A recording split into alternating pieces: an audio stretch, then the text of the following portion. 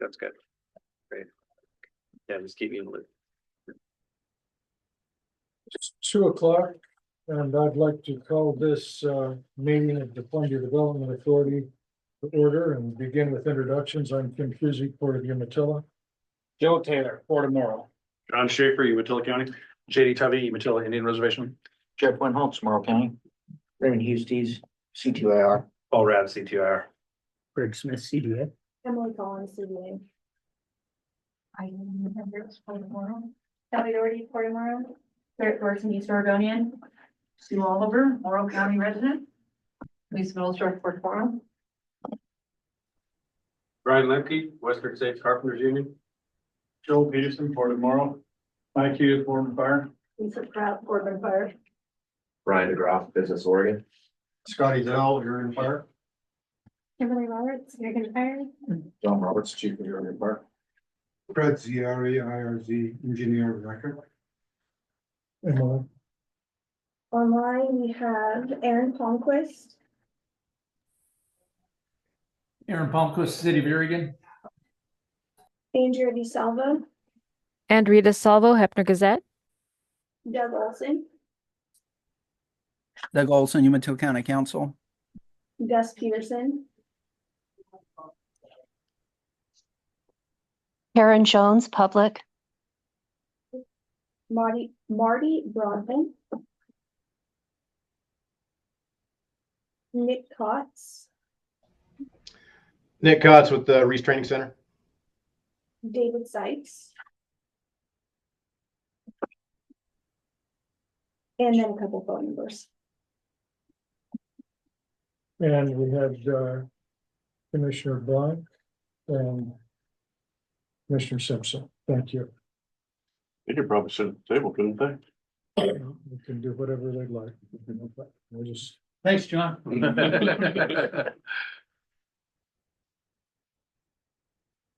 All right.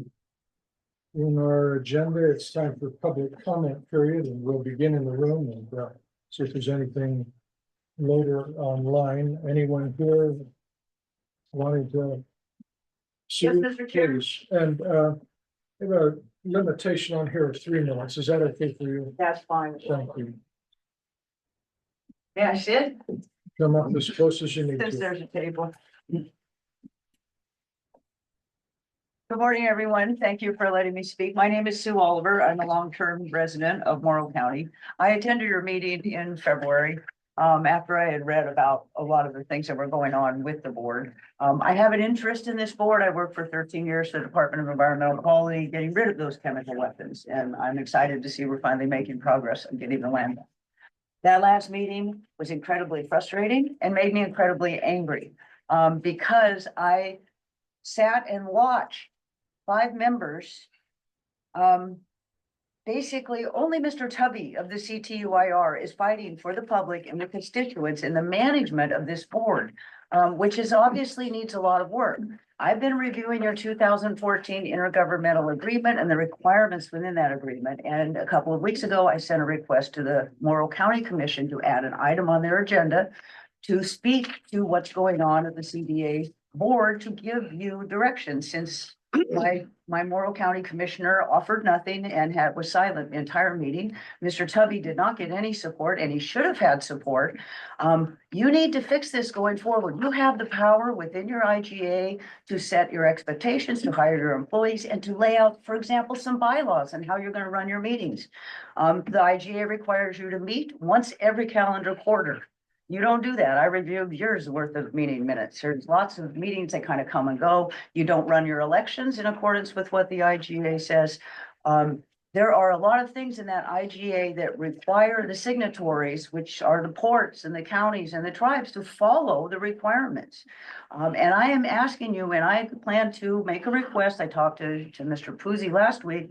I'm going to be doing a request to the Port of Umatilla, to the Umatilla County Commission, to each one of your overall boards, that this needs to be addressed. And the answer I got from the Morrow County Commission was, well, we can't talk about it because of all the legal issues. And I totally disagree. I understand there's a lot of legal issues. I can't keep track of who's suing who. None of that matters and keeps you from putting something on your agenda that says, going forward, we need to fix this. And we need to have processes and procedures and expectations set up. So that's what I am here to say. I am asking you also as a board to add this to your agenda, to start working out some standard operating procedures that will help you in the future avoid so many of the problems you are having right now. Thank you very much for your time. And I will be going to each overarching board also. Thank you. Thank you. Thank you, Sue. Anyone else in the room? Oh, thank you. Yeah. Yes, please.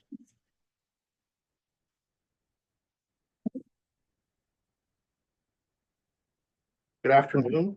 My name is Scotty Zell. I'm a director for Oregon Fire. I just wanted to summarize a little bit of what we've been working on for right at a year now with the annexation process. First of January last year, a new Oregon statute went into place, went into effect, ORS 478.702. With respect to annexation processes of fire districts.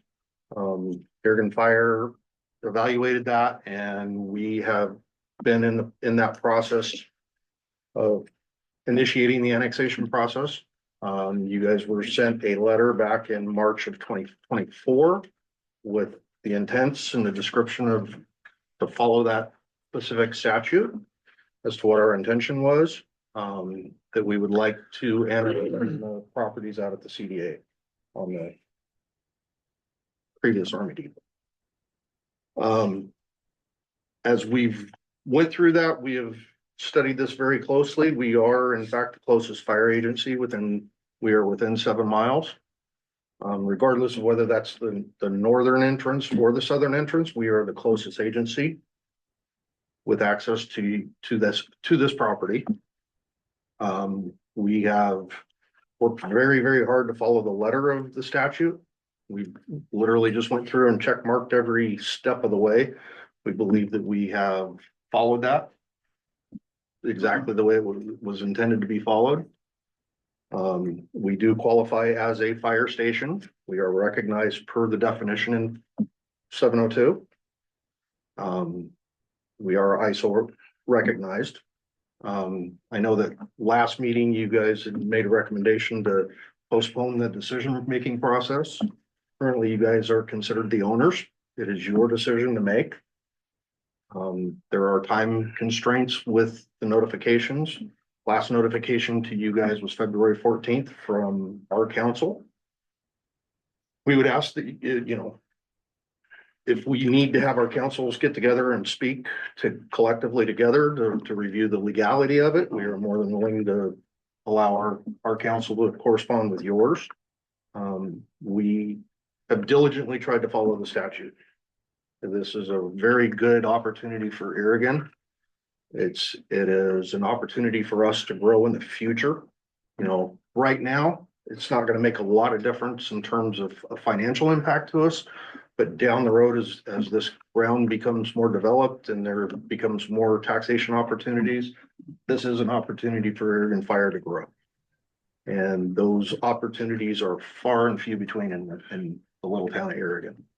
If we don't, in good conscience, go after this and try to get this done, I doubt that there will be another opportunity like that for us for possibly decades. This is an opportunity for us to grow our department. Quite often these rural departments are start off as volunteer. Boardman started out as volunteer. As the location grows, the economy grows, this is an opportunity to grow our first responders. This could potentially be jobs in the future for future firefighters. We are actively pursuing a land acquisition right now to be able to potentially buy up build a new fire department. And if you guys have any questions, we will be here for the duration of the meeting. and we are happy to answer those. Thank you so much. Thank Please. My name is Mike Hughes. I'm the fire chief of the Boardman Fire Rescue District. Obviously, you're gonna be discussing agreement that we have with the CDA. To make this decision easier for this board. I'm wrapping up talks and authorization to have a full-time staffed fire apparatus on Reese Training Center. We believe it'll be May 1st, June 1st at the latest. So we just wanted to bring into the point that obviously by having a full-time staffed apparatus there, we're gonna be within, 60 seconds of the CDA land. I appreciate your time. Thank you. Anyone else in the room wanting to make a public statement? Anyone online?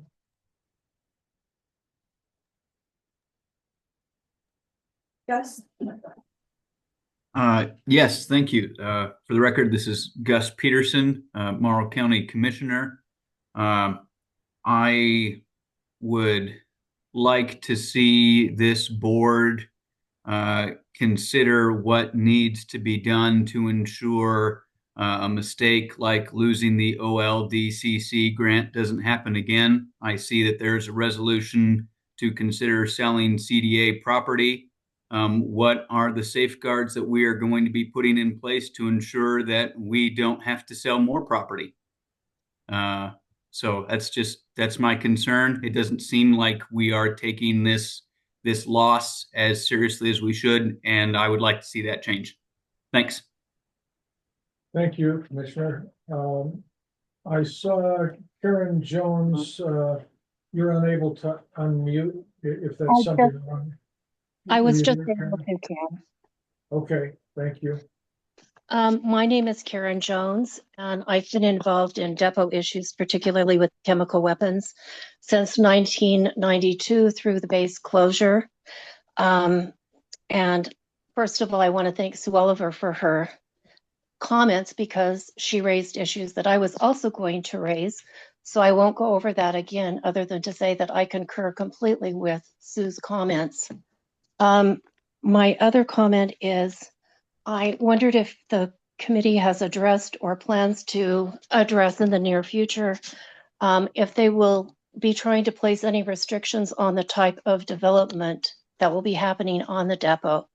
As an example, will there be restrictions on the development of hazardous waste facilities or hazardous waste storage, small nuclear reactor test facility, small nuclear reactors, and nuclear waste storage, even if the storage facility was classified as temporary, which in nuclear world, we know that can be literally centuries. So if it hasn't been discussed, I'm hoping that you will discuss this issue in the very near future. Thank you.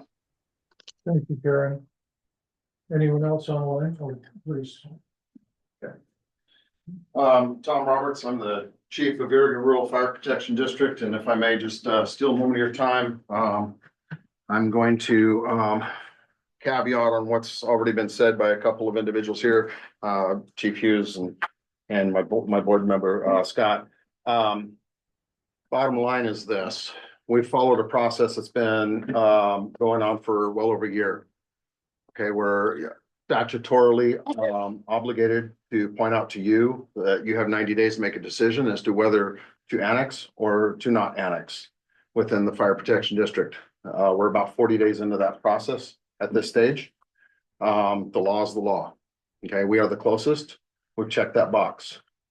Whether or not that changes in the future, that's in the future. But right now, as it stands today, we are the closest. The statute's very clear. And so I'm going to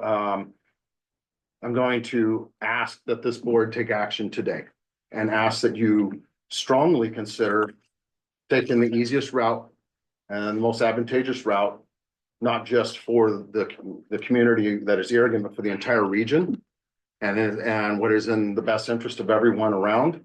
And that is the growth of our fire protection districts. We don't have a black hole moving forward in the future, because You know, I used to work at the Army Depot. I understand, as was pointed out earlier, of 2014's IDA.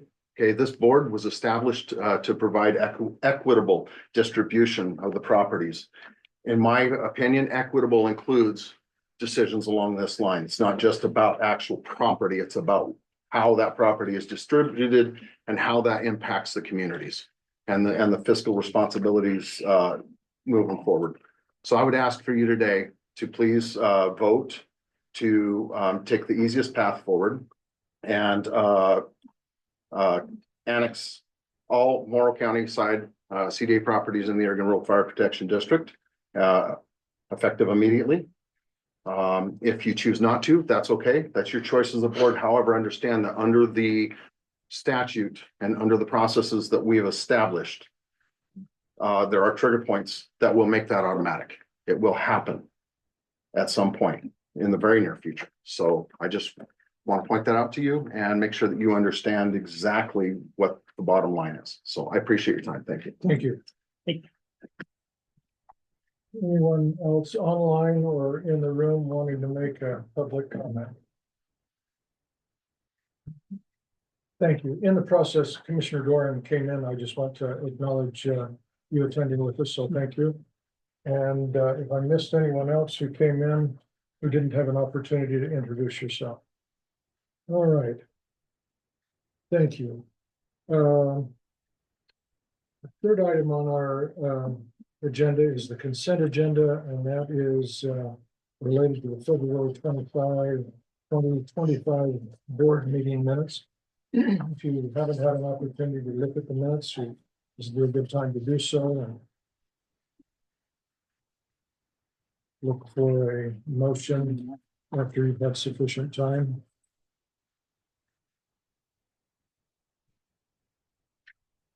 Mr. Chair, I've got a question on the minutes. I guess I'll find the section. I think it was a reference to what Commissioner Windholz had said. I want to make sure that that was accurate with in regards to the fire discussion.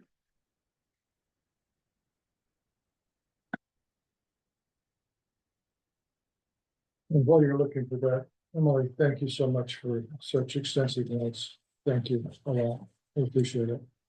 Yeah.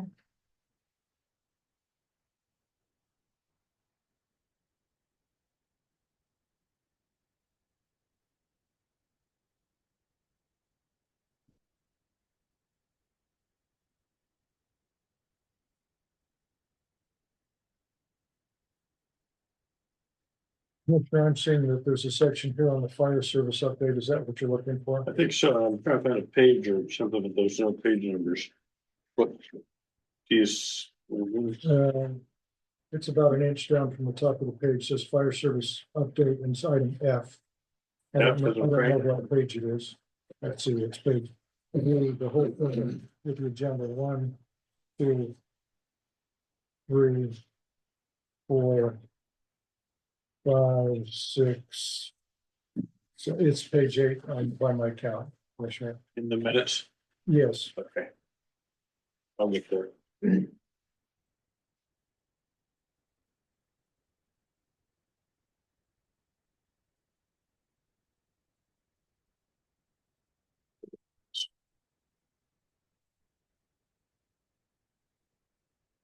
was a spot in there I failed to bring to your attention earlier, Emily, so I apologize. Jeff gave me a couple of spots Okay. that were Not quite. not quite Yeah. I do the so I have an assistant that transcribes it and then I'll try to go through and update, but for some reason it doesn't look for tomorrow. It always makes it look.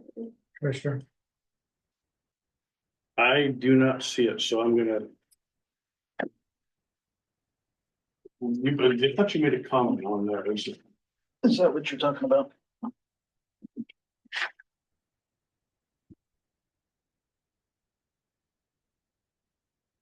Yeah. Because I thought it said that in the minutes that you made a motion, but I don't recall making a motion. No. So, yeah, that's what I'm talking. Thank you.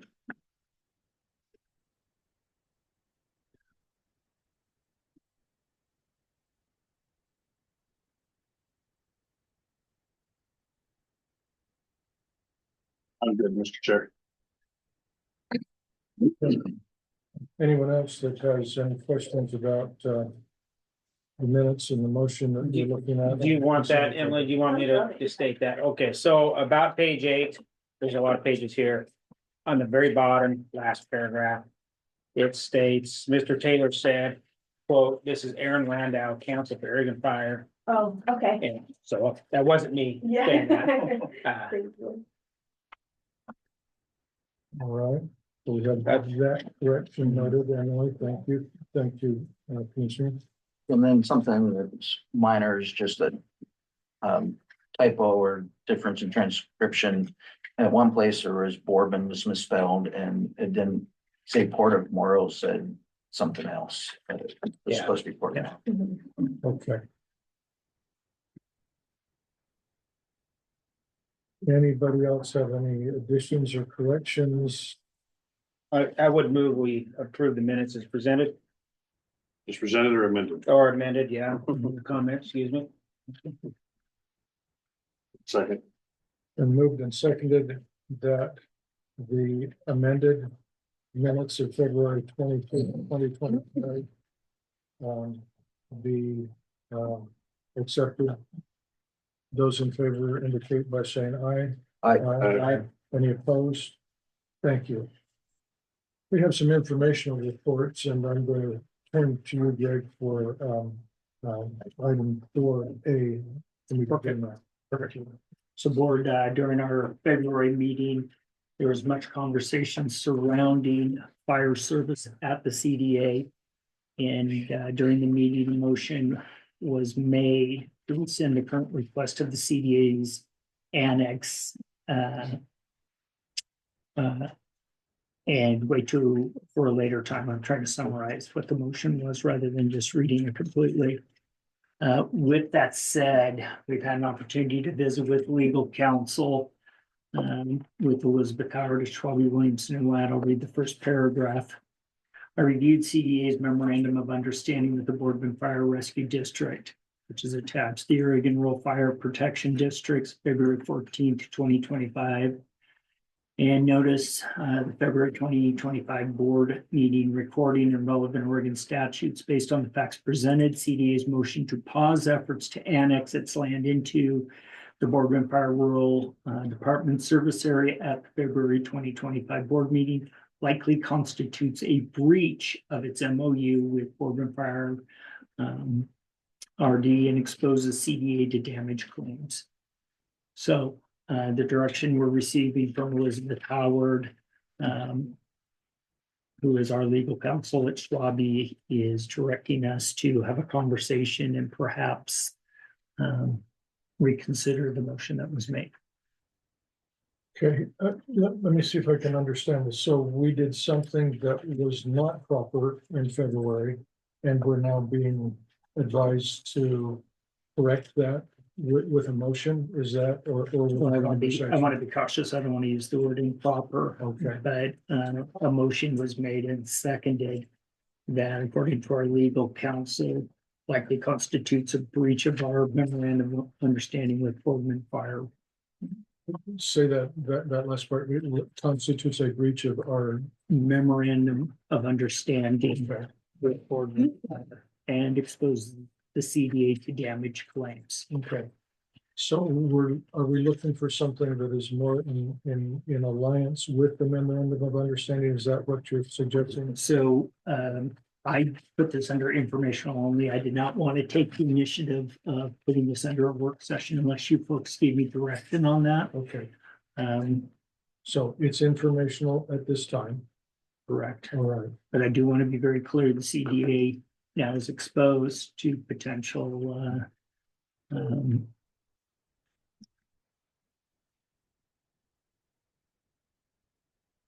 our action likely constituted a breach of our memorandum of understanding and exposes the CDA to damage claims. Okay, and then we also had that there is going to be a resident on the depot at what time, about what day? We're hoping that it'll be there by May 1st. June 1st at the latest. Okay, so May, June. Yeah, which also encompasses our ISO rating of a 3, which is very important, which, you know, as you know. Okay, Yeah. and then we have a 90-day, I'm worried about 40 days or 50 days. About into- 40 days roughly, if my count's correct, up to 90 days to decide whether to annex into a statutorily required to annex into Irrigant Fire Protection District or not. There are trigger points along the way that make that automatic. That includes land transfers, which I see is under number 6A. The moment that that is discussed and approved, that triggers that, and that annexation will become automatic, and it would be a mute point.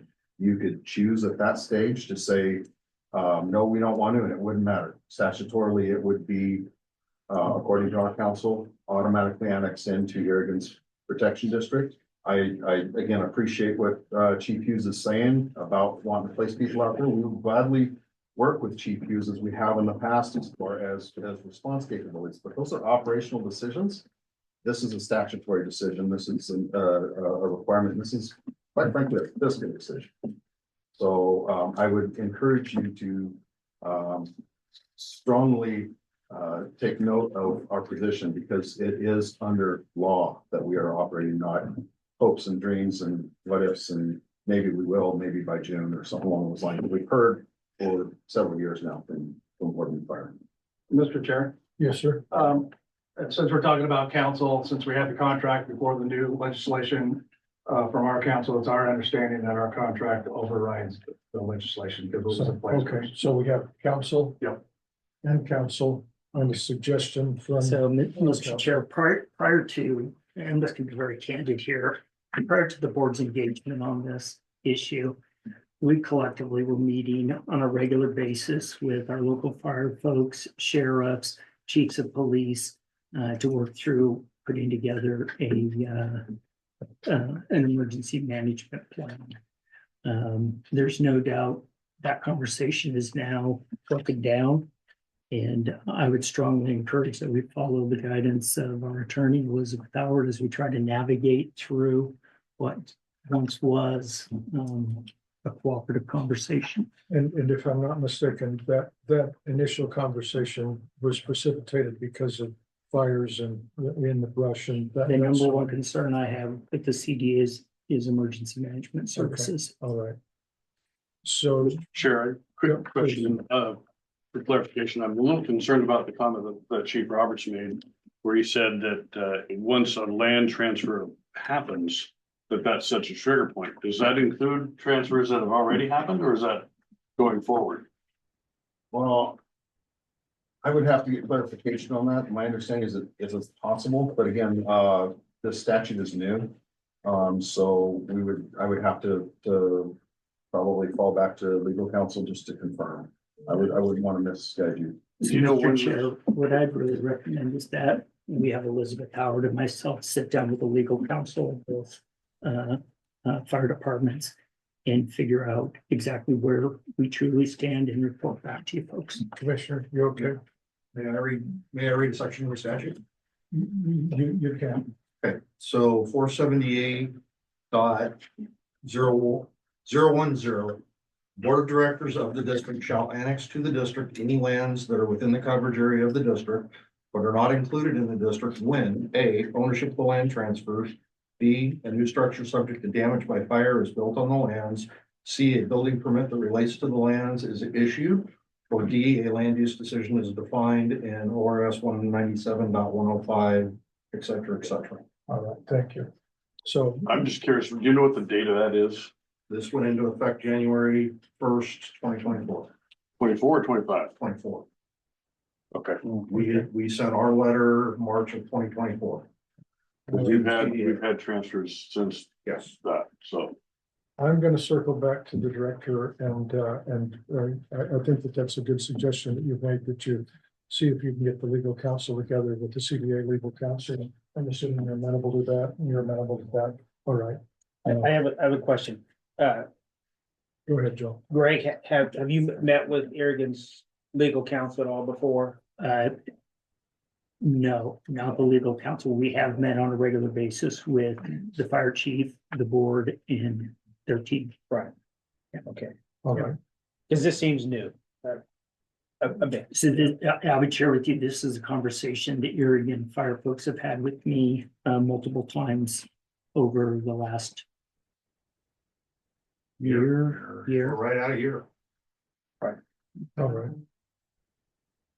John, JD, Jeff, okay, following the recommendation. of the I think director. that's, I think that Okay. we should follow the advice of the attorney. All right.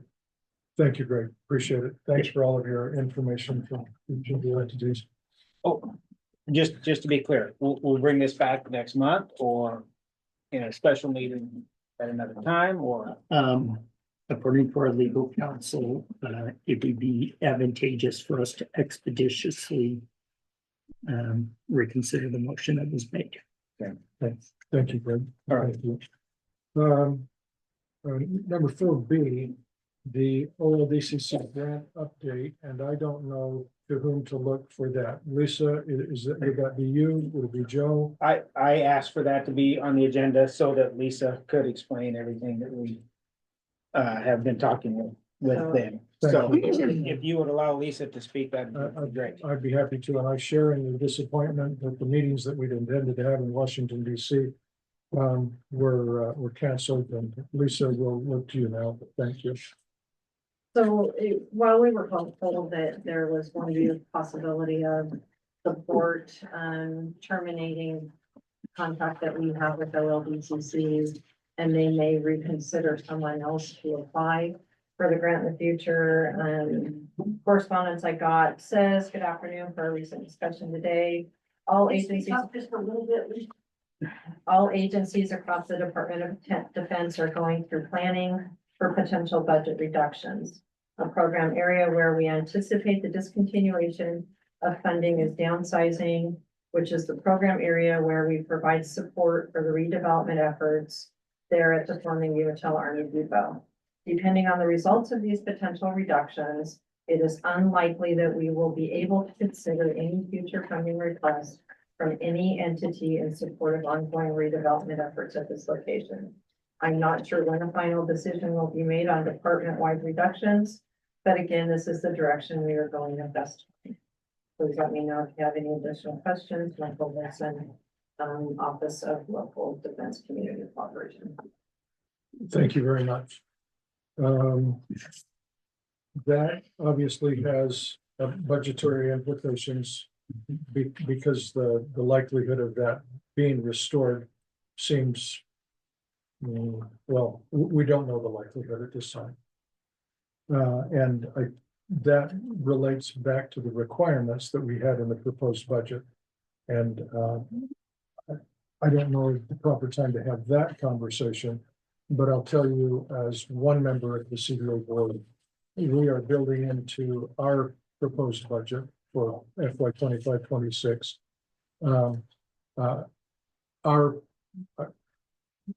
I'm putting in the next to the most pessimistic view, which would be that we pay half of the obligation of the $890-something thousand grant that goes away. So I'm putting in something north of 500,000 in the court to pay our portion of that shortfall. Now, it'd be nice if we didn't have to do that and this was restored, but I have to put a budget together and I'm doing it based on this latest information. So I don't know what the rest of the entities are going to do, but that's what I intend to do in our upcoming proposed budget. Lisa, please.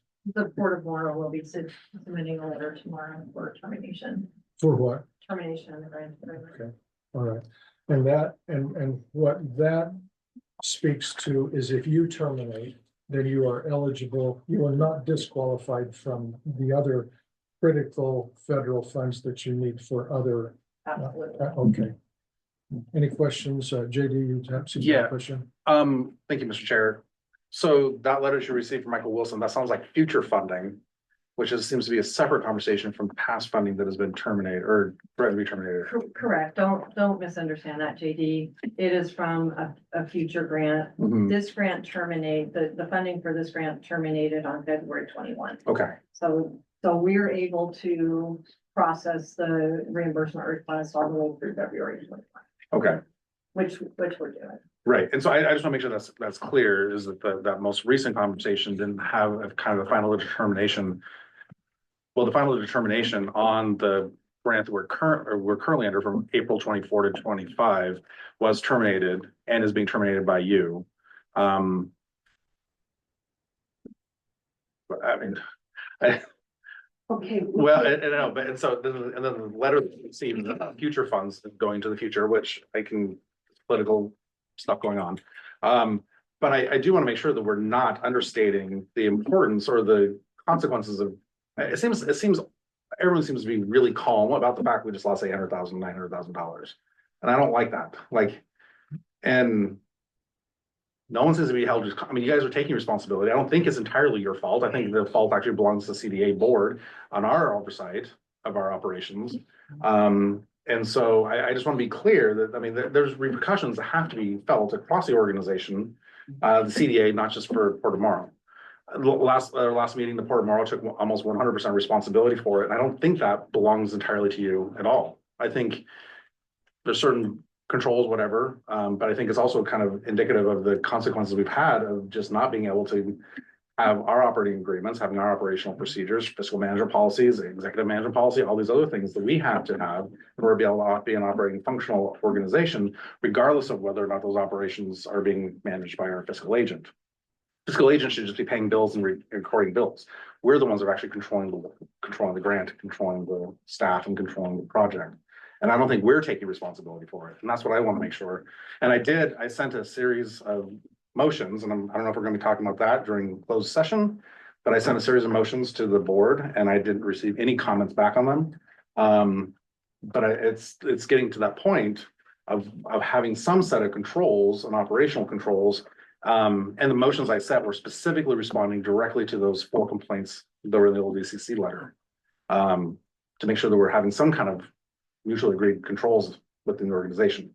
So I don't know, Mr. Chair, I don't know if that was a consideration, but I didn't hear anything back from any of the board members on whether or not these were going to be added to the agenda or whether it's something we'll be discussing in closed session and then something will come up, discuss afterward. Yeah. I didn't realize you were looking for Well, comments back. I took it to my board and Yeah. my board looked at it. So- okay, and I put it out there for comments. I put it out to everyone for comments and put a request in there to put it on the agenda, but it didn't end up in the agenda. So I don't know if it's something we're going to be discussing during closed session. Well, soliciting comments from the fellow board members could run us into it. Well, I just put it out there. I didn't expect a response back. I just kind of set it out to everybody. I'm gonna respond to. No, yeah, it's fine. But Okay, And I appreciate your comments that you don't think was the Port of Morrow, it's 100% I don't. fault, Yeah, I appreciate that, and I would agree, I don't think so. yeah. It's a combination of things, but I'm ready to move on. I'm not ready to move on. Yeah, it's entirely. I mean, we just lost a Well, $900,000 grant. I mean, just from bad management. And so I think that's a complete failure of the CDA. Well, I don't know that that's a fair statement. The way I interpreted what Lisa read is that and you alluded to it with things are going on at the federal government and things being cut. I don't know that that was any guarantee that that money was going to be there. What we did lose was about $300,000 potentially, the difference between the 891 and the 5 something that we heard Eileen talk about during the budget committee. That's what we truly lost. What could have happened, potentially lost, we don't know, again, because of everything that's going on at the federal level. I mean, we're seeing all kinds of things that we never thought would be cut or being cut. And that's why I want to make it clear is that the future funds, I get that's a separate conversation. Is the future funds, I mean, we'd have to wrestle with that regardless. Yes. But the loss of the existing funds, I think, is something that I don't think we've taken seriously enough within the organization. well, thank you, Judy. Anybody else? All right, Mr. Chair, I'd like to get a copy of that letter if I could. Certainly. Thank you. all right. Next, item. Well, Mr. Chair, sorry, so I did have those motions, and is it something is it something we want to discuss during closed executive session, or is it something? And I don't know, and thank you, Wenhels, for clarifying, it's like my response wasn't necessarily amendments, but whether or not this be on to get on the agenda for today. I saw your email Uh-huh. and that you had copied the CDA's general counsel, and I had expected a response from her. I'm seeing that. I've not seen anything here. Yeah. So and she's not here today, so that I deferred to her, that when I saw your email, that I deferred to her. So can we at least, as a minimum, get it on the next month's? That would be up to Elizabeth. Well, I don't know about that. Wouldn't it be? They're just ideas and Mhm.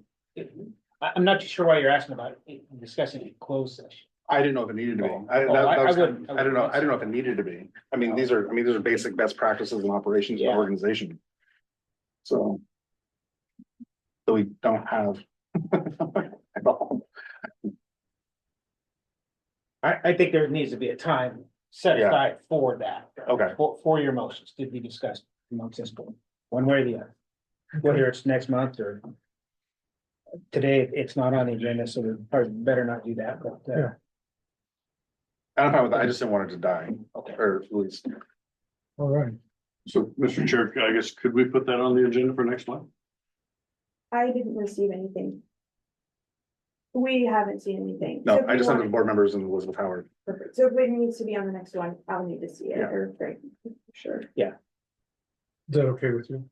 Yeah. So- Okay, Yes. all right. Thank you. Okay, and I can forward those on. Thank you.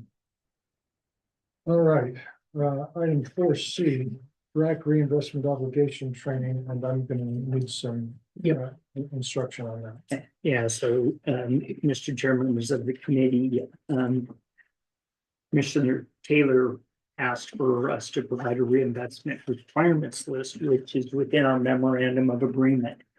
This is a conversation that's occurred multiple times as to what our investment obligations are. And so let me just read this.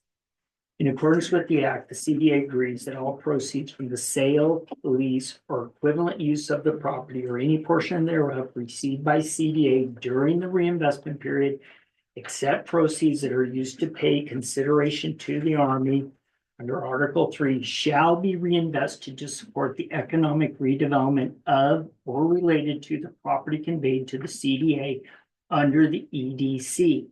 The use of such proceeds to pay off or offset the costs of public investment on or related to the property for the following purposes shall be considered a use to support the economic redevelopment of or related to the property.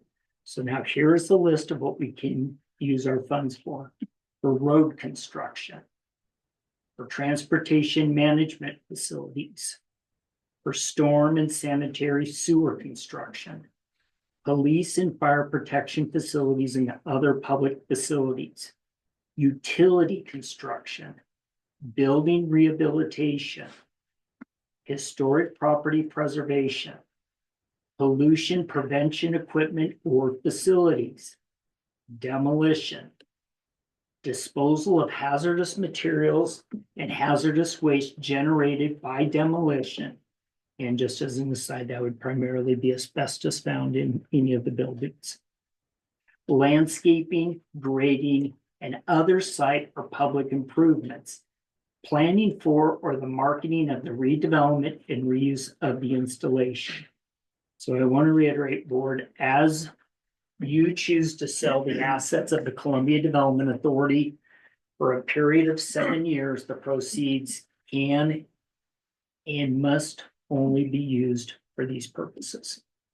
And the 7 years begins when the documents were signed at the Pentagon in March of 23, correct? Correct. Okay. Well, wait a minute, Wait, I disagree with no. that, because there's still another section that hasn't closed yet. That is correct. Parcel two. So that's the date that's the date the 7-year clock starts. So is That that, will be added to it. That will- John, will you explain that a little bit more? I didn't understand what you said. there's one tract of land that's still, that the Army is still in possession of, it has not been given over to the CDA. Got it. Okay. Once that happens, that 7-year clock starts. All right. So I just wanted, And maybe I misspoke. The clock has started, but it will be added to. okay, so 7 years will be added to. Any money we receive today can only be used for these purposes. Correct. So this goes back to the question I've been asking for several months. And I think, Mr. Smith, I believe you told me that Elizabeth Howard disagreed with me on this. I've been saying all along that if somebody sells property, it has to go back to the CDA. But if I remember right, and I can go back and find it in the minutes, Elizabeth said, no, that goes back to the people who own the property. I've just read to you what I, our agreement is. right, and I understand that. So does Elizabeth agree with this now? You would have to ask her, or I can ask her. I'm reading to you what our agreement is that I signed off to. Because What's that previously, agreement called?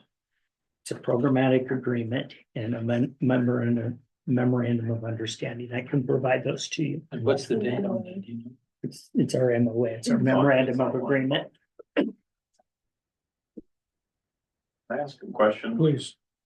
So if the land's not sold but conveyed, so to convey a land to Port Morrow or Port of Umatilla or Umatilla County, it's not sold, it's only conveyed. Mhm. Does that mean that the original sale portion goes back to the CDA? So since the property isn't sold, say Umatilla County sells 200 acres, who is rightfully owns that money?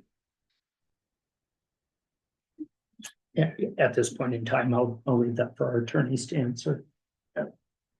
All right, Can I ask certainly. my staff to answer that and what they view that as? Because that was the impetus of the question for this. I think there was two different questions there from John, maybe. I think ours pertains to Commissioner Doran's question. If it's conveyed, Our understanding is if the property is transferred to the Port of Morrow and Port of Umatilla, that obligation has been met. If the property is sold to company X and there's a revenue from that sale, prior to the transfers to the Port of Umatilla or Port of Morrow, that money would be used for redevelopment within the CDA boundary. And see, And after? I don't know, Lisa, that's why I'm asking, because the property, I mean, the statute that Greg just read is pretty explicit that the property has to be sold. It doesn't say conveyed or transferred, it says sold. And so that's my question, because that's clear what he said. I understand what you're saying. But if Umatilla County sells a piece of property that's been conveyed or transferred or given to them, we're skipping a whole step. Let me read that again. In accordance with the act, the CDA agrees that all proceeds from the sale, lease, or equivalent use of the property or any portion thereof received by the CDA during the reinvestment period. So I think that's clear, But that says the CDA. right, that's what I'm saying. And that, I think what Liz Howard was saying, as I recall, is after the property's been transferred to Umatilla County, or to Umatilla, Morrow, whatever, that then the proceeds go to that entity and not to the CDA. Yeah, and I think that's what needs to be And that's clarified. where I think, Yeah. I don't think we have, I don't think there's clarity on that, for sure. So let's do this. At least around the table. No, there's not. There was at one point in time. Now there's questions. I will reach out to the BRAC office. I will ask them to put together an answer to this question once again. And I will have it ready for the next board meeting, Mr. Chair. Thank you. All right, I just want to say one more thing. I think our impression was that if the conveyance from the CDA to the Port of Morrow, for example, would constitute an economic development adherence to this, because it's going to get developed. It qualifies as development. The board won't want to hear this, but I will share with you historically, that was the understanding of the BRAC, that the property would be transferred to the courts. Okay. all right, thank you. as I recall, Liz Howard was cited something in the IGA or something that she cited that made her come to that conclusion. And I think you ought to revisit with her on that, I will get that. because she had some. All right, Mr. Chair, two things. One is, the reason why I have concerns on that is because on one side of the table, individuals set the price at zero, sell it to themselves on the other side of the table, and they can sell it off for profit. That's where I think the problem is. And I think that's kind of the nexus or like the nugget of even like litigation that's occurring, is it feels like individuals are on both sides of the table, one setting the price on one side of the table and then receiving it and enjoying the profits of it from the other side of the table. That's where I think there's a problem. The other issue is these listed items, is this exclusive list? Yes. So I don't see administration, legal, or anything else that's in this list. So that has to mean these have to be dovetailed against the operations of the CDA. So even if we sell properties, we won't be able to cover the administrative expenditures. And our interpretation, and I think the interpretation of those folks who put this list together would say, item L, planning for or the marketing and redevelopment and use of the installation. I think I don't know if I would agree with that. that's fine. That sounds like That was the marketing and intent. strategic. All right. I think, I mean, if it's administrative and legal, I think those would be probably itemized individually. We'll wait for more information from our legal counsel. Yeah, that's fine. Thank you. All right. Informational reports with possible work session on the budget committee update.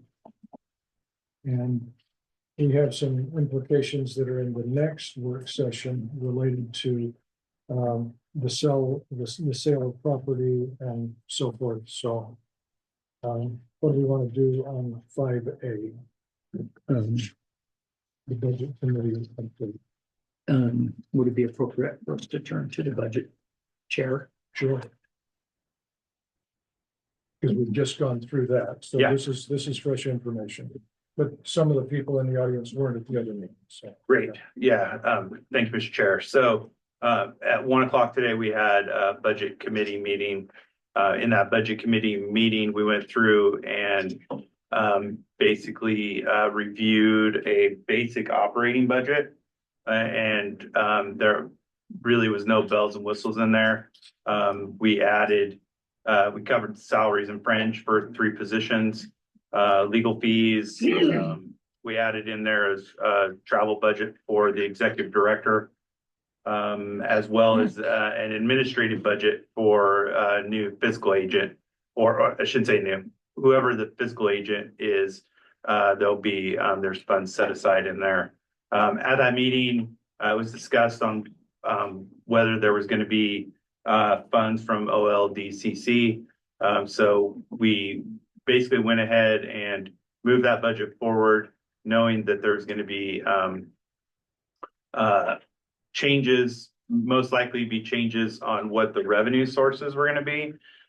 So I think we're waiting to see how those revenue sources were going to shake out during the regular committee meeting today, the regular board meeting today.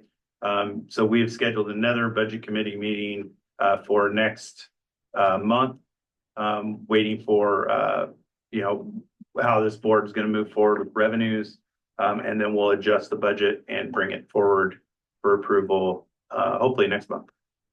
Yep. So I heard one large item on both sides of the budget. So we have a requirement because of the cancellation of the grant. And then we have in our last meeting, when the director said that we are land rich, that would speak to the resources to be able to address that. And we have one resolution here in item 6A that could speak to the resource side of that. And I had assumed that we would go forward with that to see if we could, generate some income, because we do have this significant shortfall based on the cancellation of the grant. And So Mr. that Chair, was- let me give some additional history for folks. So the intent of the OLDCC was to stair step us down in quick order. Yeah, 100%, then you go 80-20, 60-40, 40-60, etc. And it was the stair step us down with the understanding that we would be utilizing the assets that have been provided.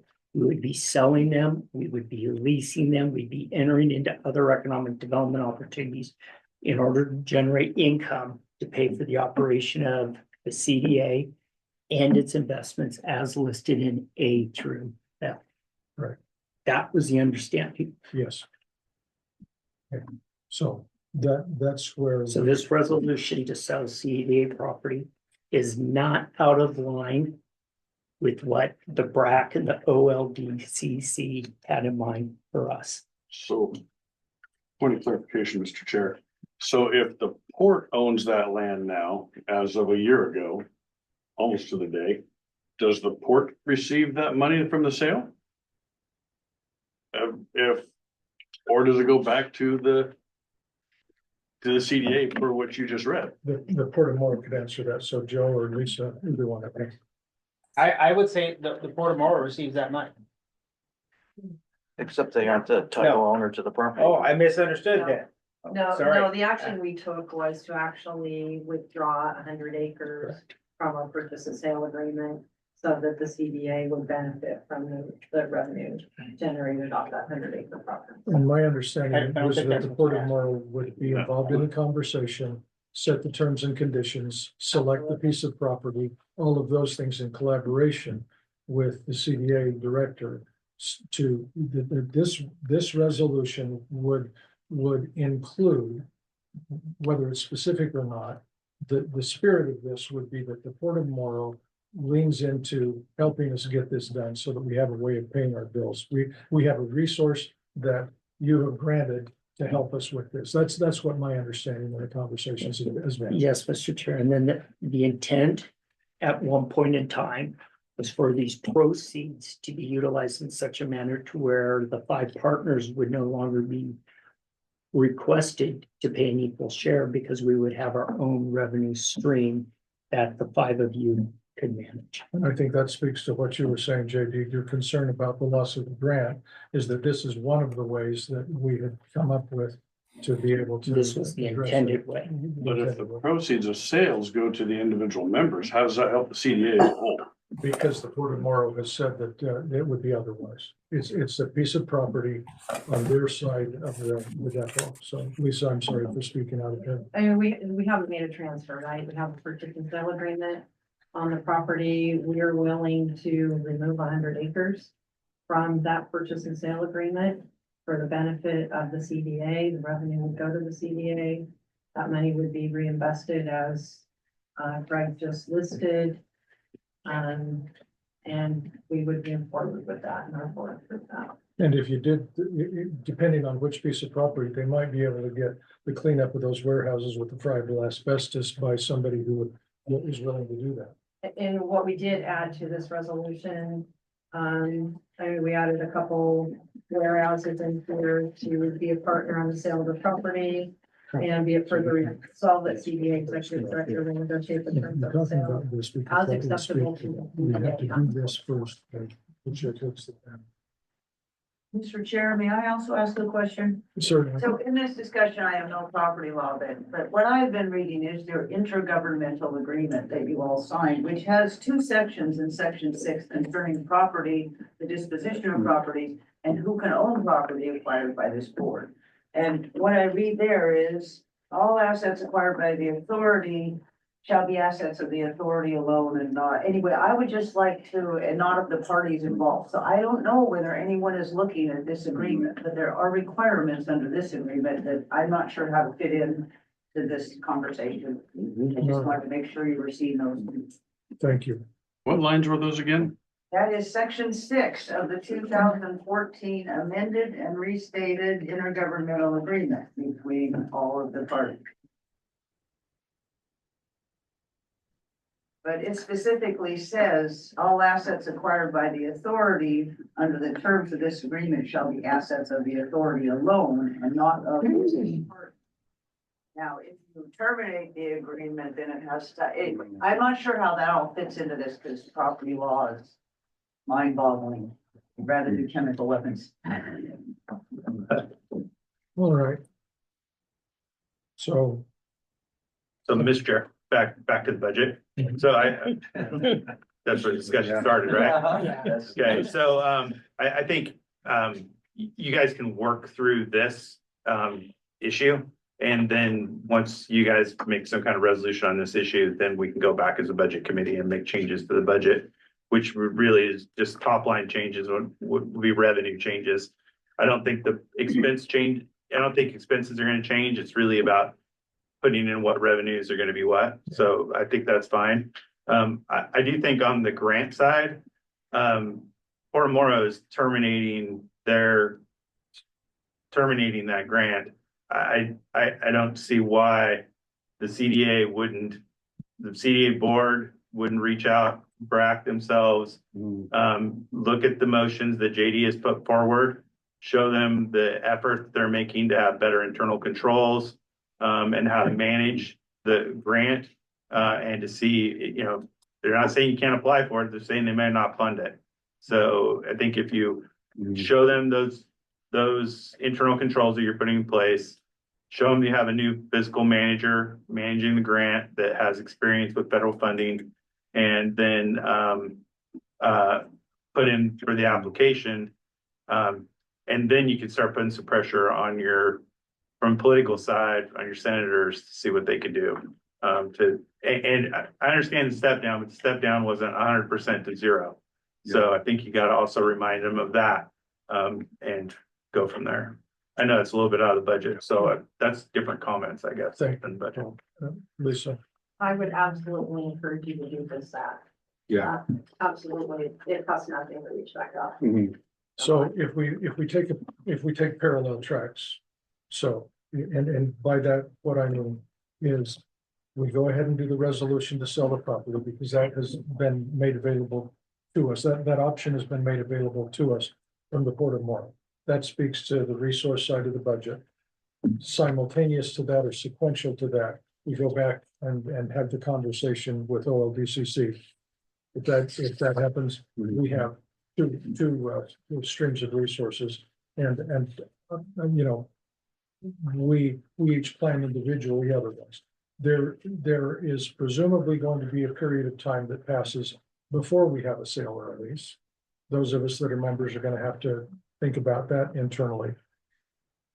I'm presumably there's going to be a period of time where the federal government, listens to our application and the case we're trying to make and so forth.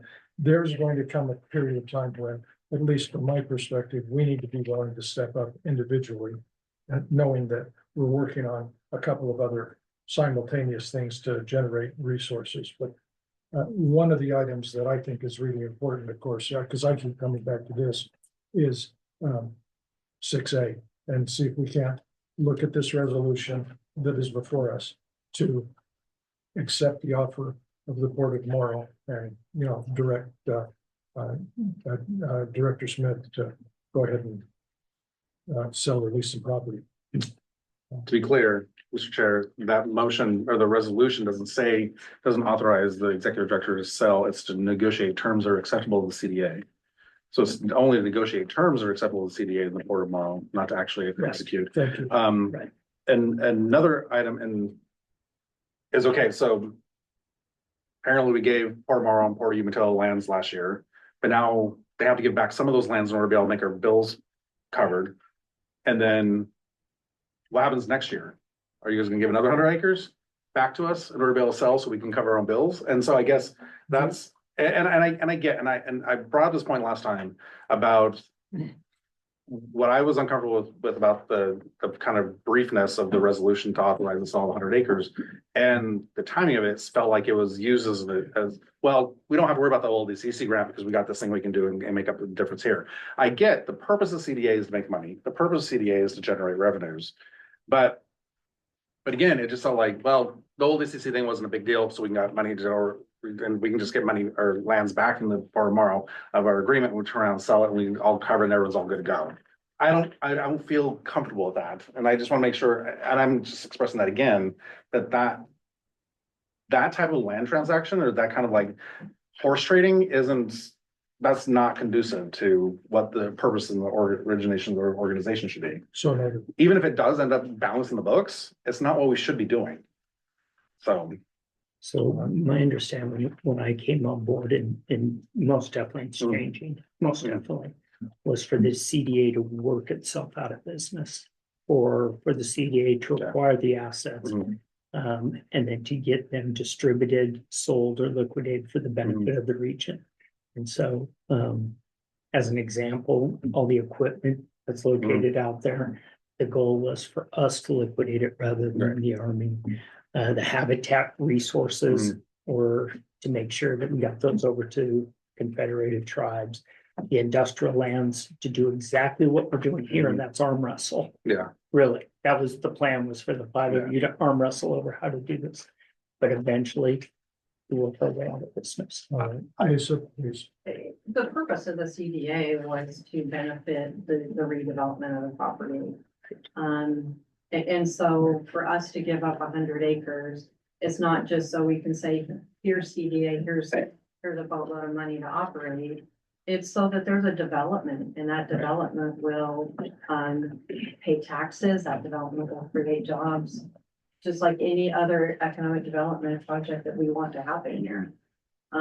Several of us in this room visited an old Army installation outside of Chicago. Ryan, you arranged that trip. That property was sold to that development for $5, as I remember, for Centerpoint to go in and create the development there. So, I mean, the purpose is to redevelopment property. It's not for CDA to generate a bunch of income for the future of what? Oh, I absolutely agree, Mr. Chair. Don't discount, like, I absolutely agree. But again, the motion last year, basically, so the CDA won't be receiving any funds about it, but the Port of Utah and Port of Morrow will. So you guys will be benefiting for the region, theoretically. As will the taxpayers of both counties. Okay, But yeah, that's what we do. That's what we do. there's a lot of people in the region that does economic development. It's not just Port Morrow and Port of Umatilla. C2IR is the largest employer in Eastern Oregon. So I just want to be clear on that too, and even for the transfer of the 4,019 acres for the wildlife, the intention was that was part of a larger group effort in the region as 5 members. So we took on that as an expense. So we're gonna have to pay out our nose to cover that. And we're now no longer a beneficiary of the CDA if the lands are all being transferred out. So we're taking on the cost. That is accurate, what you're Yes. sharing. Yeah, so I mean, that's gonna be a cost to us to cover it. So at least the Port of Umatilla and Port of Morrow, or Umatilla County, all this transfer, it come out zero. Everyone can say that's good because they end up with the tax revenue anyway. Port of Umatilla and Port of Morrow, they get revenue from land sales and land transfers, but the C2IR is gonna end up with a bill to cover for natural resource management that was intended to be covered by being partnership in this entire organization and entire endeavor.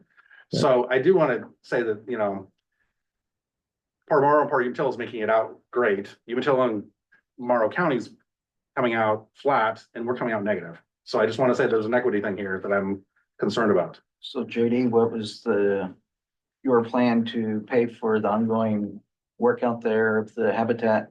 Once the 7-year clock expired, what was your revenue stream then? Because once the 7-year clock expired, there wasn't going to be any more.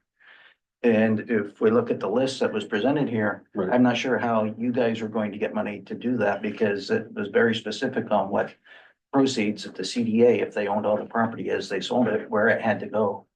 I didn't see where that covered what you were talking about. So explain to me how you are being cut out of that. Well, I mean, I'm saying we took on that 4,019 acres as a cost to the tribe. I won't dispute that. As a cost to the tribe and to save the CDA money on the have to maintain habitat restoration. The intention of doing that was we continually be a partner in the CDA. So where was your entity going to collect the money to make the expenses? Not entirely sure. Okay. We tabled this. We could come. John, I didn't hear what you said. So if we table both the next 2 agenda items, I think the county and the port are close enough to an agreement and we can get there. That would be acceptable. You're saying the next 2 items being 6A and 6B. Yeah. Table those until we finish our topics. Mr. Chair, I share with you. I think it's fabulous that the partners will come together. And I encourage you to. I strongly encourage you to. But we have cash flow issues. And for the last 18 months, 24 months, the CDA has been trying to determine how to get a real estate transaction completed so we can cash flow independently of the grant. And so I encourage you folks to come together, We're But- close. but we need cash. Separate from the grant, we need cash. Commissioner, I see, 6A as separate from the work that they're doing internally. And that's because it's related directly to property, on the, at the Port of Mile. So. If you folks will that can pass happen. 6A, we can take away the requirement of the cost sharing. So And it doesn't affect what's going on. if I may, Mr. Chair, and I respect that. The problem is we still have the list pendants on that property, in the lawsuit. That's correct. That's why I brought that up. Yeah, 6A. that's correct. So the list pendants is still in place, and I would like to remind everybody of that. But also, I know it says 100 acres, but do we know where the 100 acres are? Is there like a? Are we talking Mr. Chair, real quick, resolution now? I just want to make sure, are we in 5A or 6A right now? Yeah. So that's what, My- yeah, no, that's good. I just want, yeah. Can I piggyback onto what John said there? What if, I agree with John, we're getting close. And, I mean, can we put a time frame on that? When we could come up with a resolution and then, So that then you know, because, do you see what I'm saying, John? Does that make sense? If we said that, if the CDA board agreed to put a deadline on when we, you know, as far as acting on these other items, like you said, that if we could come to an agreement by that point, then we haven't reached the point of no return for what Greg needs to get done. As far as, you know, the Commissioner, CDA property. At the very least, and I'm just gonna suggest this, at the very least, what we could say is, we pass the resolution 6A to sell the property. And we can't begin that until the list pendants is lifted. So we just do it on that. So we resolved that is what we can do going forward as soon as we're able. And, you know, I don't know how far apart we are in terms of time. But if we just said, this can't happen until that's resolved, at least we could.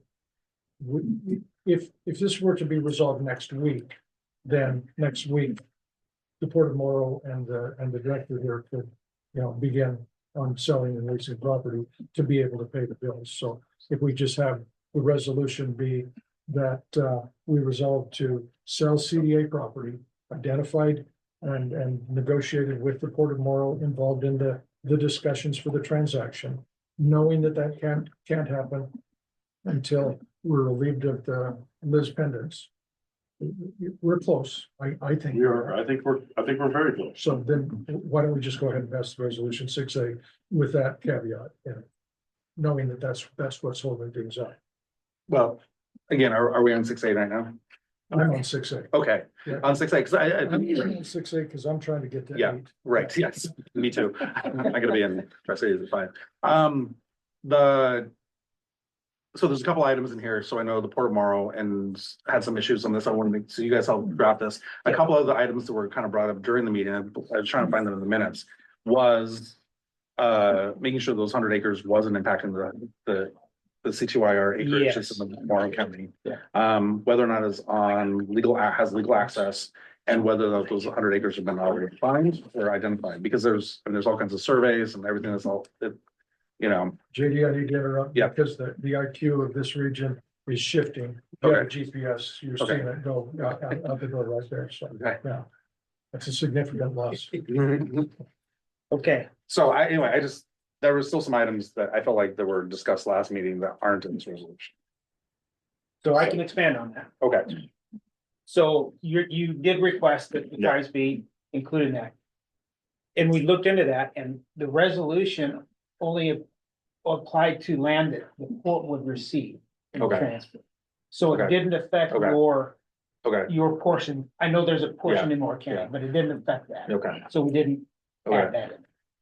Your next question would be access. I think there's a concern of legal access.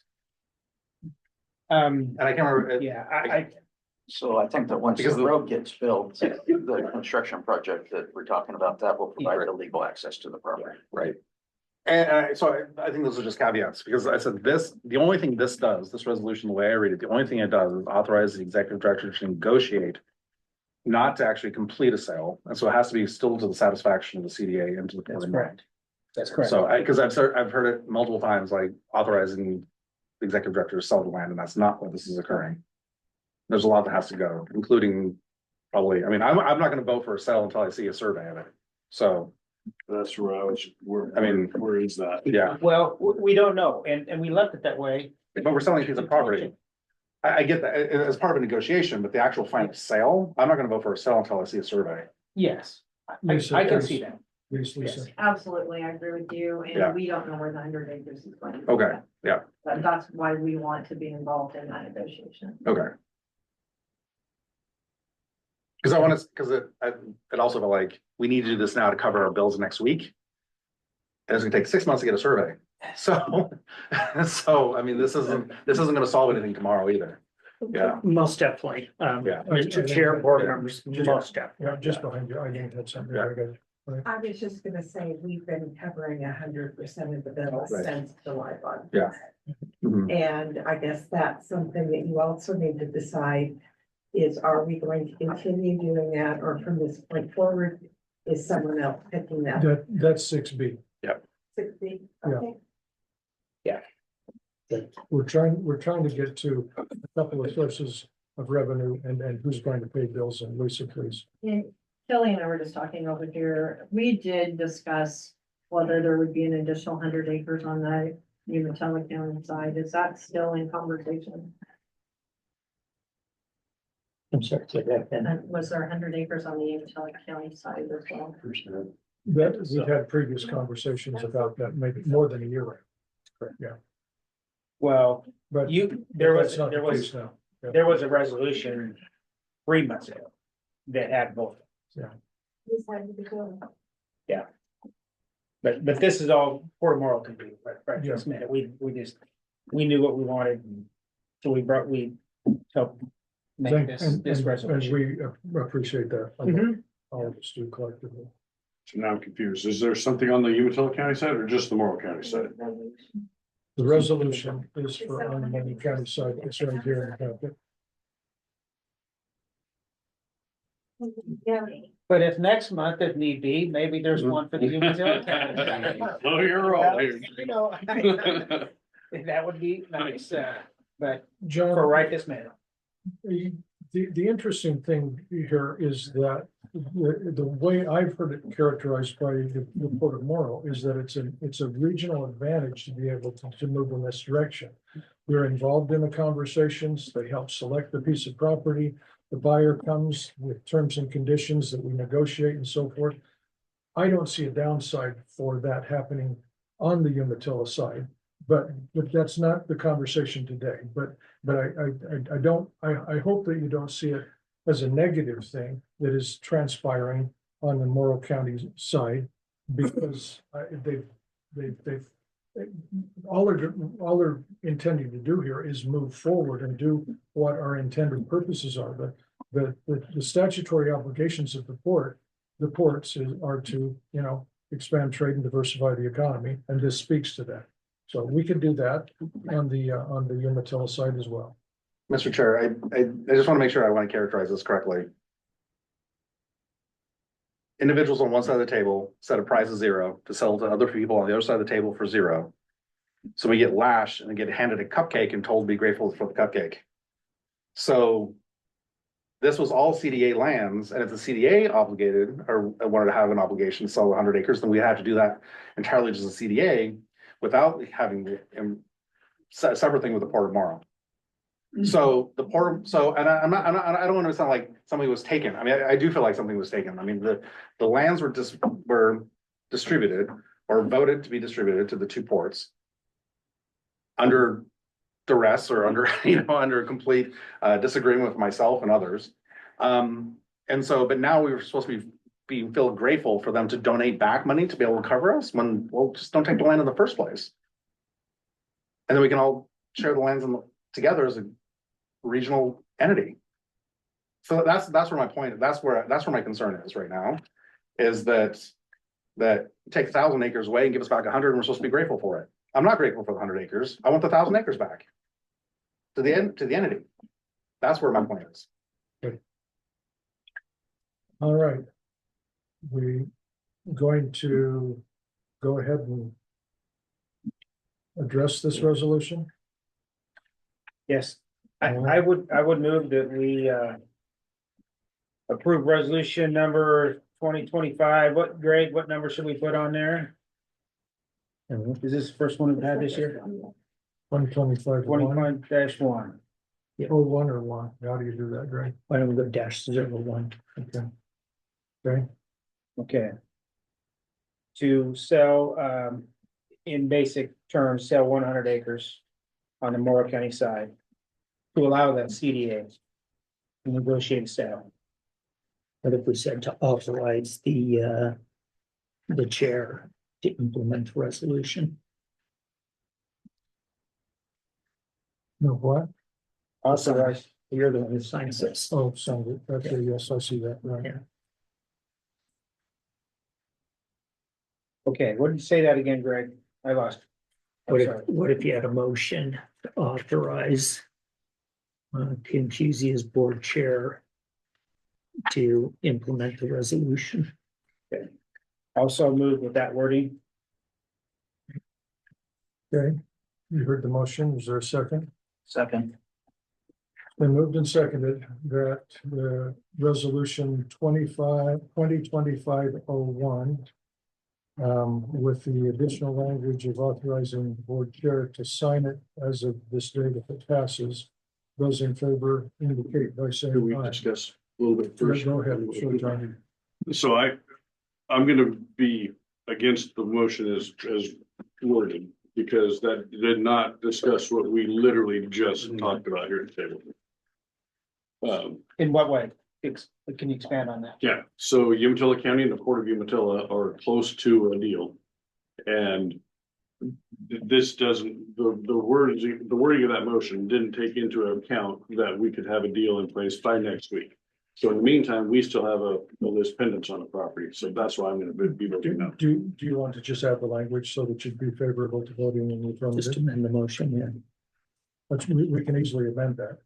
I mean, a friendly amendment would be that if we resolve the lawsuit and you lift the list pendants, then that's, is efficacious, something to that line. I don't want to put words in your mouth, but. Say that again. Well, that if you wanted to add a friendly amendment, and I don't know that Joe would accept that, but I'm assuming you would, that if the litigation between the parties is resolved so that you could lift the list pendants, then it becomes active at that time. They don't act prior to that taking place. They don't act prior to a resolution between our two parties. And the list pendants being lifted. I can live with that friendly motion. Okay. Is somebody getting that language down? Okay. Okay. So, And I would agree to that amendment. all right, so, And I would agree. yeah, moved, seconded, accepted a friendly amendment. Anything else from anyone else? Those in favor indicate by saying aye. Aye. Is there any opposed? Me? No. One, okay. Is there language, I'm sorry, but, well, okay. Yeah, we've got it recorded. Yeah, motion And carries. we'll. Okay. All right. Thank you. The next resolution, and that's also in the very back of your packet, at the very bottom tab, is resolution, this is going to be resolution 2025. Yeah, but I want to be really clear. The board in February had a conversation as it related to. Are you on B now? Equally share. I am on equally share. I was just gonna name it 2025. Well, I want to be careful here because Okay. the board had a conversation on this during the February meeting. No action was taken. As a matter of fact, Commissioner Schaefer, I believe you shared some historical information. The reason this is here is because, Joe, you asked for this conversation to continue as it relates to cost share. Yes. And so I simply left this resolution in as a follow to that previous conversation. So, Mr. Chair, if I may. No, not mean to confuse things. Yeah, no. To me, this would be, I don't think the board has any authority to bind any individual member to the debts incurred by the CDA. What's being proposed is tantamount to an amendment to our IGA, which would require written agreement of all parties, unanimous agreement of all parties. Because the IGA is very specific. In fact, it states to borrow and lend and grant mortgages for debt obligations, incur debts, liabilities, or obligations, but to the extent permitted by law, no debt, liability, or obligations of the authority shall be a debt, liability, or obligation jointly or severally of any party to this agreement.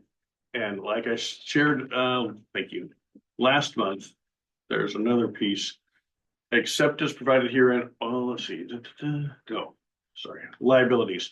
To the extent permitted by law, the debts, liabilities, and obligations of the authority shall be the debts, liabilities, and obligations of the authority only, and not of any or all of the parties to this agreement. But by going against what our predecessors put in place in this IGA is going to reopen this, in my opinion, and I think it's going to have to be a full vote by all the members. Our predecessors put that in there to protect our constituents, in case something were to happen, like if the insolvency of the CDA were called into question, those debts would not fall onto the citizens of Morrow County, the citizens of Umatilla County. It would fall onto the CDA, and if the CDA goes belly up, then that's on the CDA, not on the individual members. We don't need to carry that liability. And I think that language is going to require a full vote of a full unanimous vote to make an amendment, not a resolution. Okay. So Mr.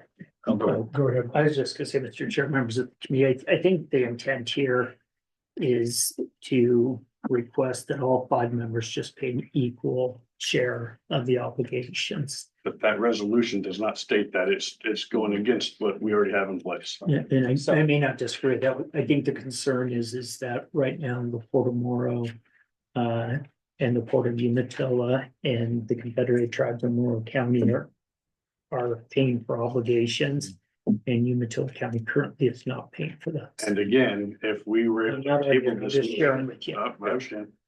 So at the very least, maybe I misspoke when I asked for, not necessarily this, but I asked for time for our staff to explain those numbers again. Of what we got sitting in front of us, as far as what is owed. It looks like I'm putting her on the spot, but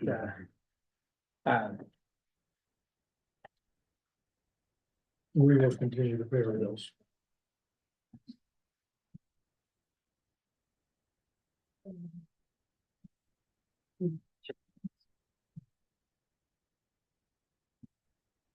Mr. Chair, while that's being passed out, similarly, so in the first resolved, except otherwise directed by board motion resolution, each of the 5 parties shall pay an equal share of all costs, expenses incurred by the Columbia Development Authority, where those costs are not otherwise covered by grant funds. My concern is like the limitation on just the grant funds or whether other incomes or just grant funds. Again, the purpose of the CDA was to be self-supporting. So, an additional income that may or may not be grant funds.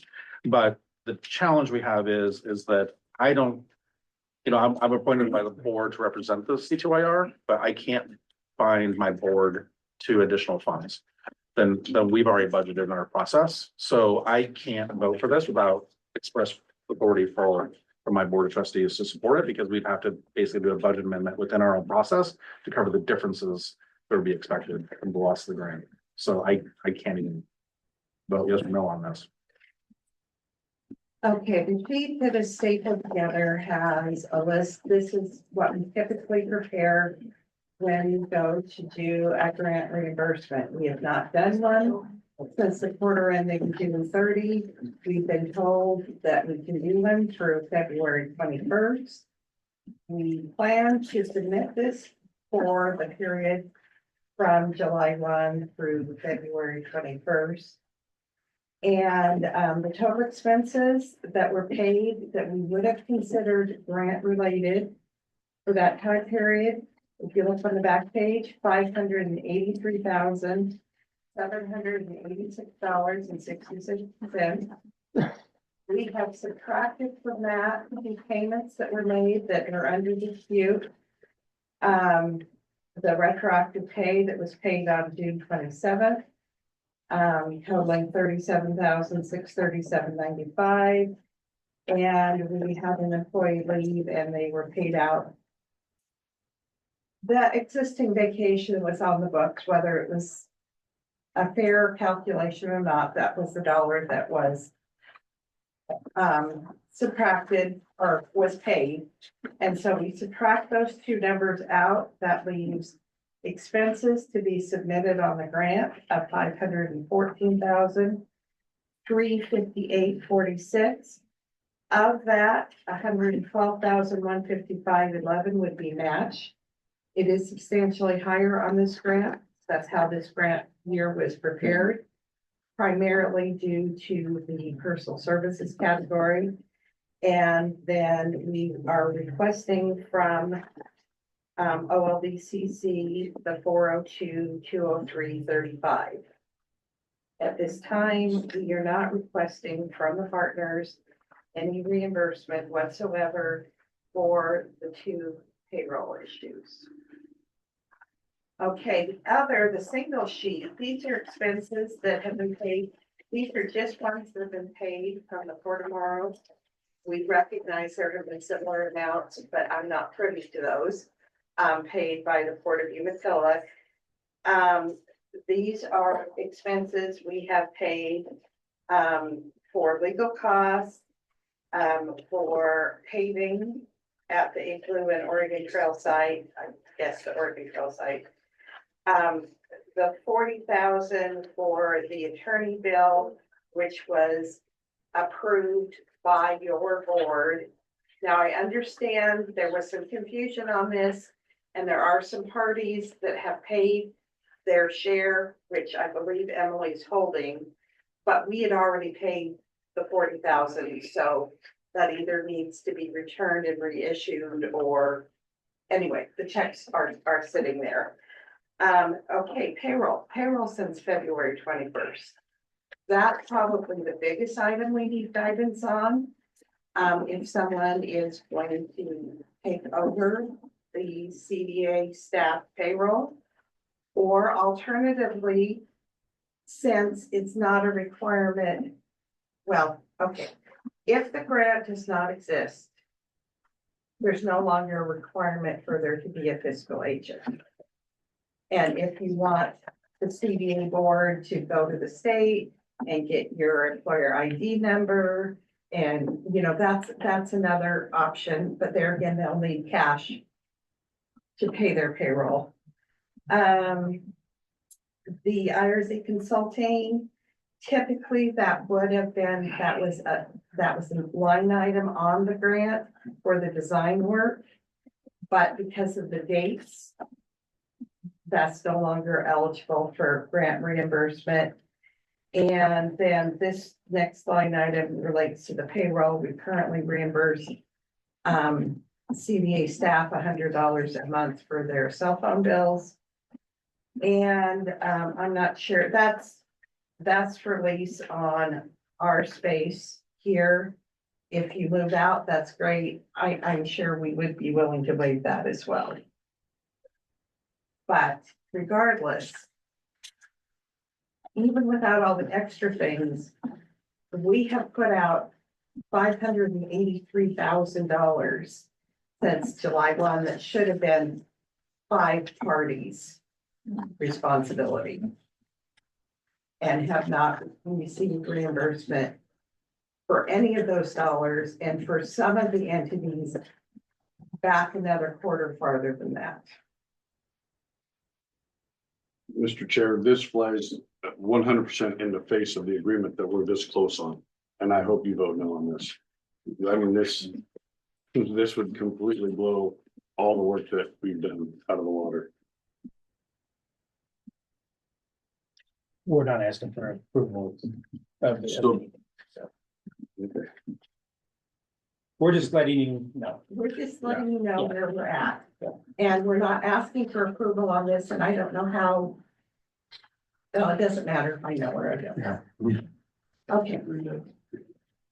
Okay, so we have some questions about equally sharing costs because of, a misunderstanding here and so forth. And I would just share, or my intent was with the sale of the piece of property to get those pieces reimbursed. And to proceed forward without relying on each of you members to contribute. Just to really, liquidate land into cash so we can use it to cover expenses. All right. And again, Mr. Chair, thank you for that, because I think it's, I mean. And like, I'm not gonna, the lockup on the land, just the amount of time it's gonna take to negotiate and even get surveys and put them in place and everything like that, we're 6 or 8 months out anyway. So, and I don't think, I mean, we're a party to the IGA. I think, in principle, I think the C2IR will pay our debts. So I don't know if this is needed necessarily, other than just an obligation that we do pay our debts. My only reason why, the biggest reason why I can't do this is because if this is more than what we have budgeted in our system back at home, I can't authorize or bind my board to do anything. So I have to take this back to the board anyway to get that reviewed and approved, and we'll be able to pay additional Well, funds to cover it. if I'm not mistaken, the 6B, the resolution to do the equal cost share is because there seems to be a difference of opinion, and also the difference in who's been paying the bills and who hasn't. So some of us have been paying the bills, others haven't been paying the bills. Those that have been, I think, intend to continue to pay. This would just be a way of making it more formal and equal, but. And again, I think that goes in direct violation of our IGA. Yeah, and I heard that, thank you. So just a question from staff on direction. When I receive these invoices, Greg approves it. Typically, if it was a grant expense, I send it for tomorrow, they pay it. How would I process those invoices now that we don't have the grant? Do I continue to send it for tomorrow and they cover it, or does it need to be split? So what you're asking is who's gonna be the fiscal agent? No, what I'm asking is when I get an invoice from IRZ or from Schwabi, typically what would be a grant expense, I would just send it for tomorrow. They would process it and pay it out. Do I still do that, or do I divide it in 5? What's the date of quit on the fiscal agent? What's your date of quit? Well, the grant dissolution is February 21st. We were concerned about whether we had to get the reimbursement request in prior to formally terminating the grant, and we've been told, no, we do not. So I would say February 21st. And so we have been continuing to cover payroll. And I think someone should give some direction on how future payroll and, like she said, other invoices incurred by CDA, how they should be handled. And your notice of termination is going out tomorrow, or today or tomorrow. Was there talk of Morrow County possibly being the fiscal agent in the future? No. No. I want to say David Sykes might disagree. Are you looking for a bridge? A bridge that gets, Till the next fiscal agent. yeah, until CDA has its own. That might be, sorry, I didn't mean to. No, I was just curious, is that really the question? Is there a bridge between now and then when CDA handles their own books? Or we go to an RFP to get another fiscal agent. Because another fiscal agent will probably, was probably have to go to an RFP. It was just a question. I didn't mean to interrupt. I apologize. It's okay. Mr. Chair, I think it's important to really key in on what Eileen shared. with the grant behind us, potentially. There's no longer a requirement for a fiscal agent. Now the question is, how do we proceed? Now, I personally believe fiscal agent is an appropriate move, but we do have options. There might be a discussion for, Everybody has to take that home. yeah, a different plan. Right. Okay. All right. But in the meantime, what do you do In the meantime, we have. in the next 30 days? So I'm more comfortable with that question than with the resolution getting on there. Yeah. Okay, Okay, thank you. We'll figure it out. all right, we will. Item C, amend the 2024 audit report. Yeah, at the last board meeting, we shared that, an email from the Oregon Department of Revenue let us know the CDA is not required to follow Oregon budget law.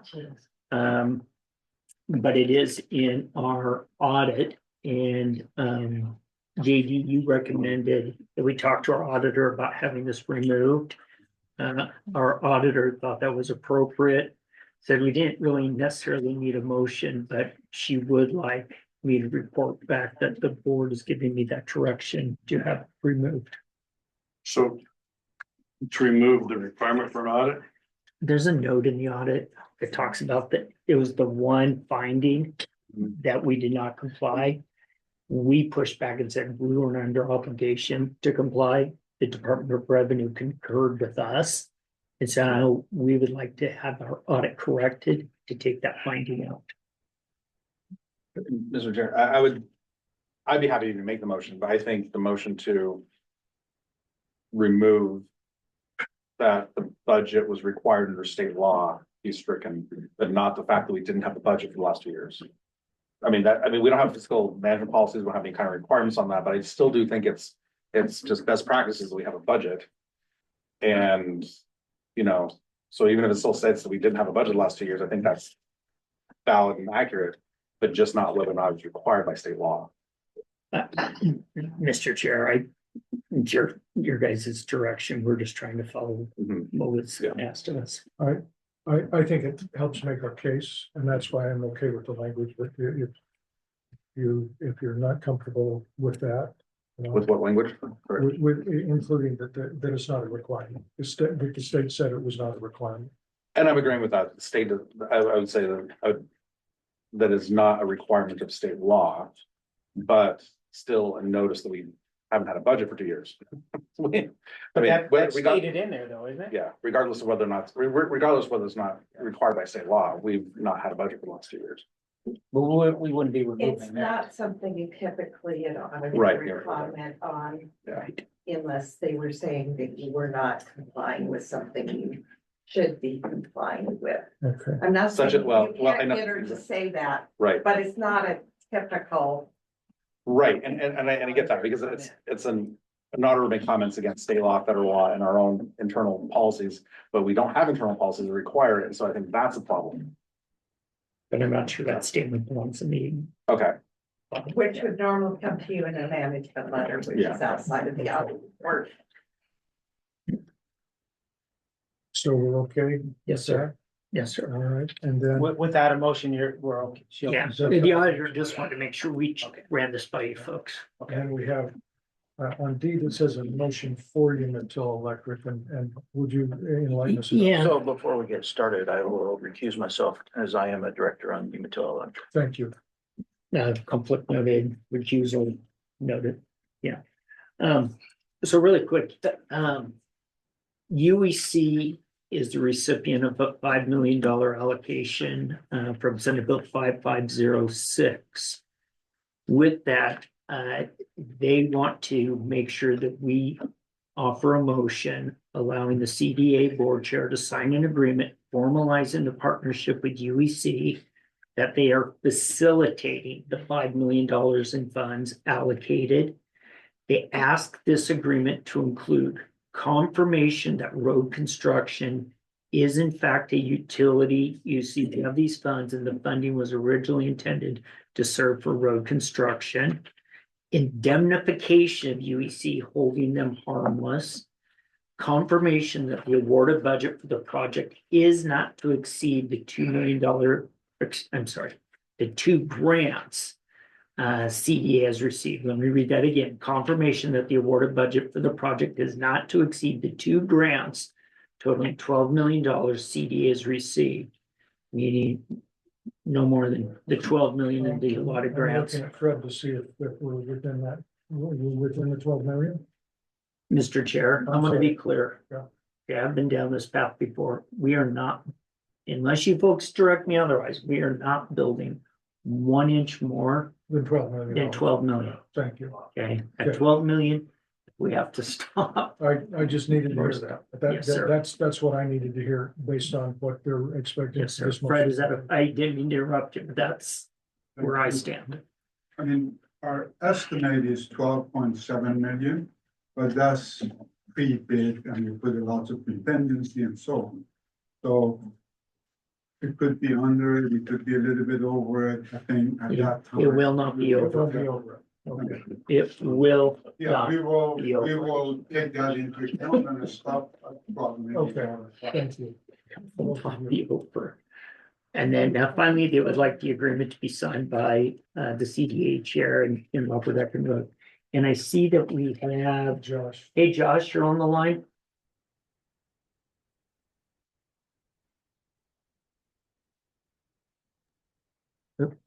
I'm here. Josh, have I missed anything? I'm not quite up to speed on this 100%. So far, what I've heard, I believe is accurate.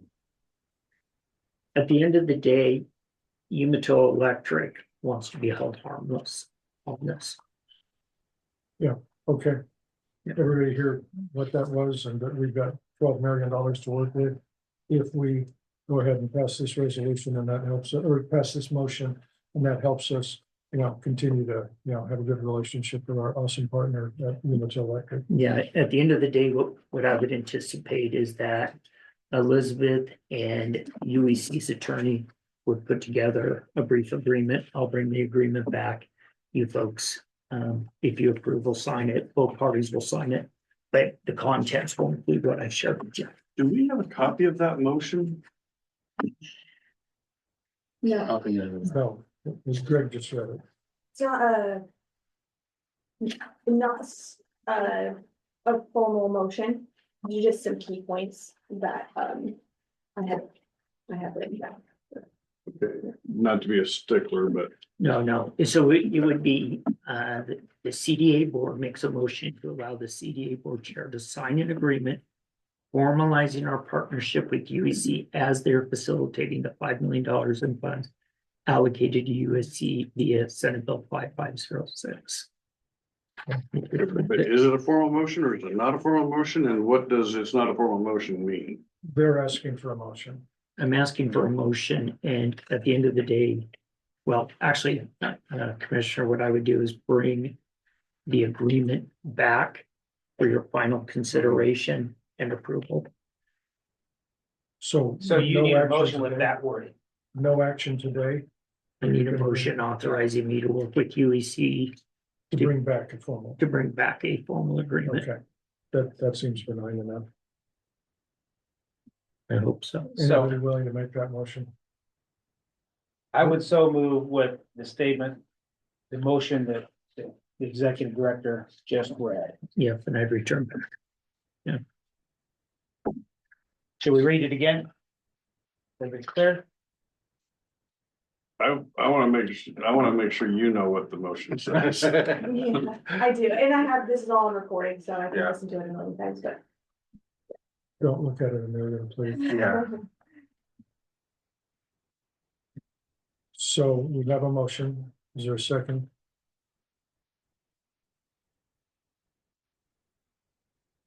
And So if you this- can't. This, just, this motion is required by UEC to, correct. in order to get the additional money. Yeah, UEC is looking for certainty from this board, that we're gonna hold them harmless and that we're not gonna spend more than the allocated amount.